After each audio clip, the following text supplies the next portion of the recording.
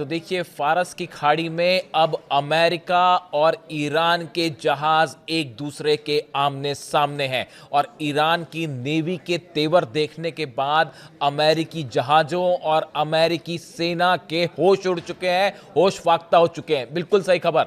देखिए, जिस तरह से ईरान ने अनाउंस किया था कि हम फारस की खाड़ी में जो है लाइव एक्सरसाइज करेंगे, कहने का मतलब यह था कि असली मिसाइल्स फायर की जाएंगी और बड़ी वॉर ड्रिल होगी। उसके बाद ये 2 दिन पहले ही अनाउंस कर दिया था ईरान ने। उसके बाद अब ईरान के जो जंगी जहाज हैं वो स्ट्रेट ऑफ हॉर्मूज को क्रॉस करते हुए तेजी से आगे भी बढ़ रहे हैं और पूरे इलाके में जबरदस्त तरीके से जो है वो मिसाइल्स फायर की जा रही है। इतना ही नहीं, चीन के भी जहाज जो हैं वो करीब पहुंच गए।